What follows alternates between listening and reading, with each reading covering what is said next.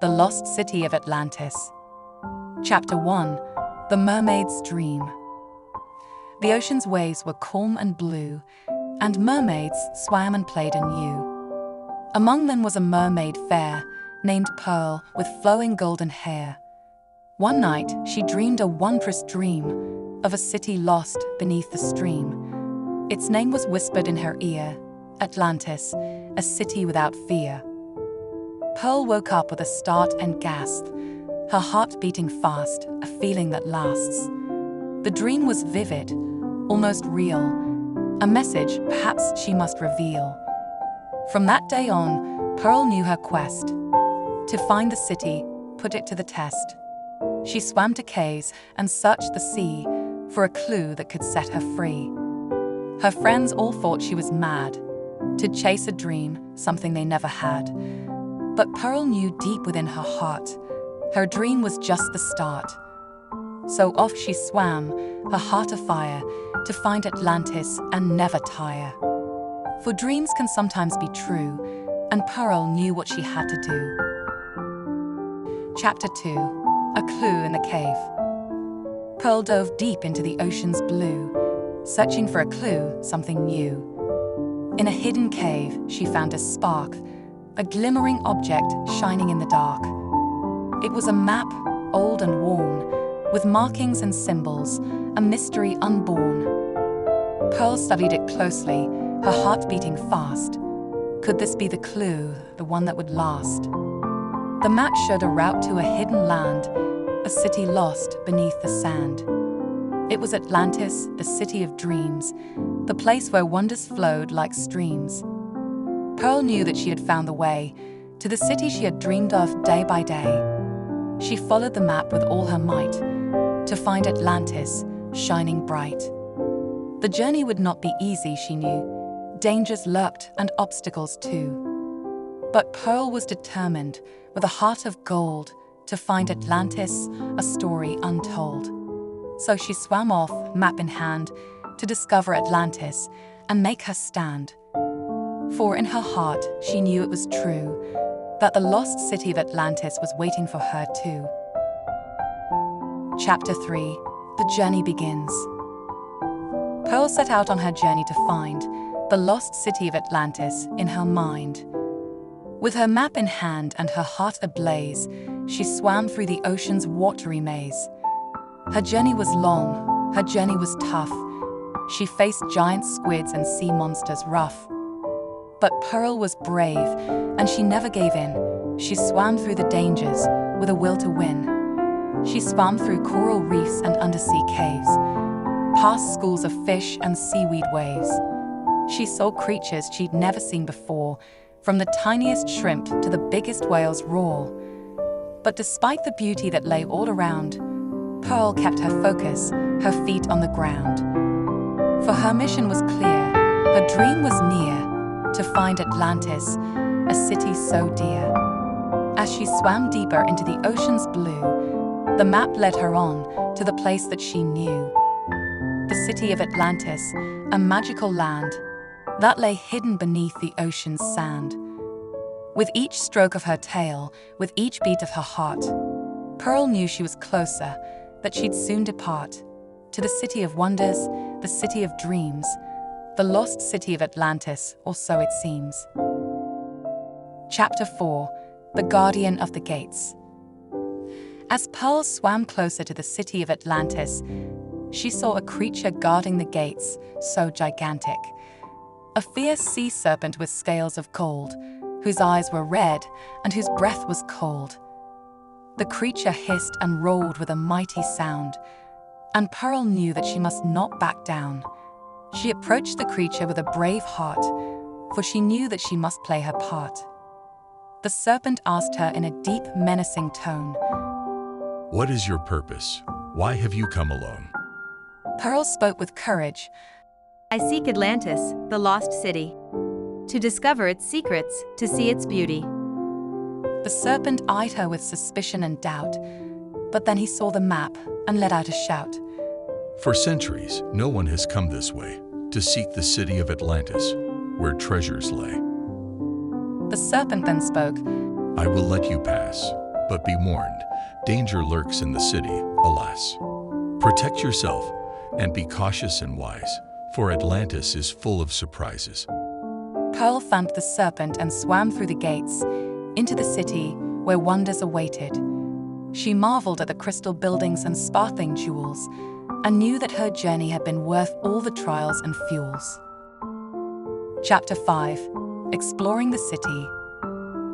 Pearl swam through the city, her heart filled with wonder, the beauty of Atlantis like no other. She saw statues of gods and goddesses so grand, and fountains that flowed with water from the land. The streets were paved with sparkling stones, and the buildings shone like precious gems on thrones. Pearl explored every corner, every nook and cranny. She saw gardens and parks, and even a grand nanny.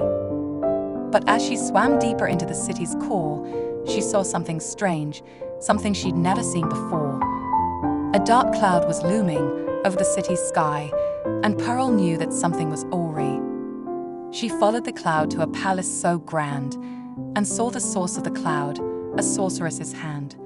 The sorceress was angry, her heart full of hate, and she cast spells that could seal Atlantis' fate. Pearl knew she had to stop the sorceress's rage, for she knew that it could lead to a terrible stage. She swam up to the sorceress with all her might, and challenged her to end the fight. The sorceress laughed. "Who are you to challenge me?" But Pearl stood her ground, her heart full of bravery.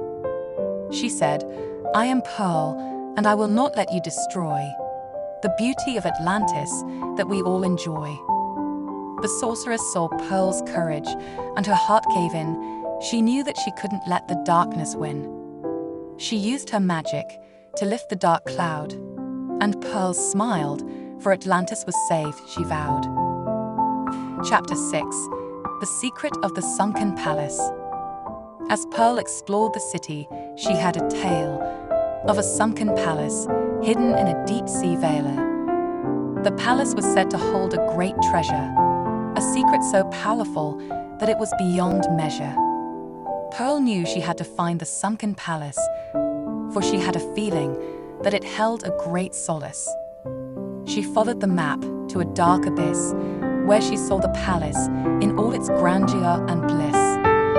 The palace was made of gold and jewels so rare, and it glimmered in the sunlight without a care. Pearl swam inside and saw a chamber so grand, and there she saw the treasure that was beyond her command. It was a crystal orb that glowed with a bright light, and Pearl knew that it was the secret that was out of sight. She picked up the orb and felt a power so great that she knew she had to leave before it was too late. As she swam back to the city so grand, she saw a shadow that followed her like a band. It was the sorceress who wanted the orb, for she knew it had the power to create a powerful absorb. Pearl knew she had to protect the orb and the city too, for the sorceress could use it to create a big brew. She swam faster and harder with all her might, and the sorceress gave up without a fight. Pearl knew that the sunken palace held a great power, and she had to protect it every day and every hour. For the city of Atlantis was a treasure so rare, and she was its protector with a heart that did care. Chapter 7. The Cursed Treasure. As Pearl explored the city, she came across a cave, and inside she saw a treasure that many sought to crave. It was a chest made of gold and diamonds so bright, but it was cursed and brought forth a fright. Many had tried to open the chest with no success, and some even said that it brought forth a curse of distress. Pearl knew that she had to be careful, for the curse was real, and she had to be brave for the treasure's seal. She swam up to the chest and saw the curse's sign, a warning so clear that she knew it was a bad design. But Pearl was determined, and she opened the chest, and there she saw the treasure that was surely the best. But as she reached out to pick up the treasure so grand, she felt a shiver that ran through her hand. The curse had taken hold, and she knew she was doomed, for the treasure had sealed her in a deadly cocoon. Pearl knew she'd had to break the curse before it was too late, and she had to find a way to escape the chest's sealed fate. She closed her eyes and searched deep inside for a power so strong that would break the curse's stride. And then she saw it, a light so bright and pure that it broke the curse and made the chest's hold obscure. Pearl was free, and the curse was no more, and she knew that she had won the treasure's score.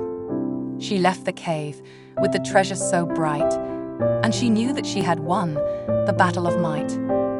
For the curse was gone, and the treasure was hers, and she had proven that bravery always confers.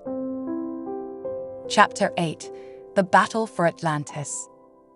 Pearl knew that the city of Atlantis was in danger, for the sorceress had grown her power like a ranger. She had an army of sea monsters at her command, and she planned to take over the city's grandstand. Pearl knew that she had to act and act fast, for the sorceress's army was growing vast. She called on the mermaids and the dolphins too, and together they formed a powerful crew. The battle was fierce, and the sea was a storm, but Pearl and her allies fought with all their form. They dodged the monsters and fought with all their might, and they knew that they had to win the battle's light. The sorceress was strong, and her magic was vast, but Pearl and her allies fought with a heart so steadfast. They used their powers to fight back with grace, and the sorceress's army began to lose its pace. And then it happened, the final blow. Pearl and her allies had won the battle's glow. The sorceress fled with her army in tow, and the city of Atlantis was safe from the foe. Pearl knew that the battle was just the start, for there would be more dangers that could tear the city apart. But she was ready with a heart that was strong, and she knew that she would always protect the city's song. Chapter 9: The Price of Heroism. As Pearl stood victorious after the Battle of Might, she knew that heroism came with a price that wasn't so bright. For she had lost friends in the battle's fierce tussle, and their memories would forever in her heart rustle. She looked around at the city so grand, and saw the destruction that had swept the land. Homes were destroyed, and the people were hurt, and Pearl knew that the battle had come with a cost quite curt.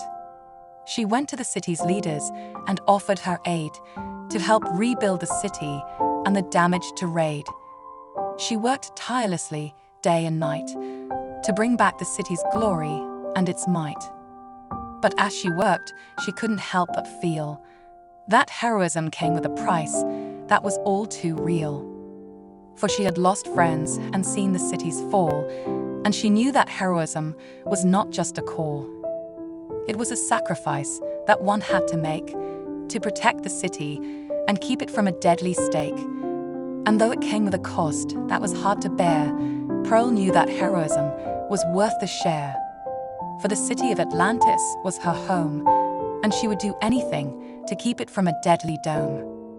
She knew that heroism was not just a word, but a sacrifice that one had to make to keep the city heard. Chapter 10: The Return Home. After months of hard work, the city was back to its former glory and shining in its track. The people were happy and grateful to Pearl for her heroism and dedication to save the city's swirl. Pearl was tired, but content with a job well done, and she knew that she had earned a rest that was fun. She bid farewell to her friends and the city she loved, and set sail for home with memories that moved. As she reached home, she was greeted with joy, and her family and friends welcomed her with a buoy. They listened to her tales of the city she saved, and they knew that Pearl was a hero who never caved. She rested for a while with her loved ones close, and she smiled as she remembered the battles and the woes. For she knew that heroism was not just a job, but a calling that one had to follow with a heart that would throb. And as she closed her eyes to rest a tired soul, she knew that she had given her best to achieve her goal. For the city of Atlantis and its people so dear were now safe and happy without any fear.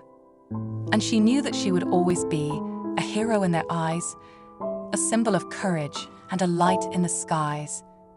For heroism was not just a title to be won, but a sacrifice that one had to make to keep the world undone.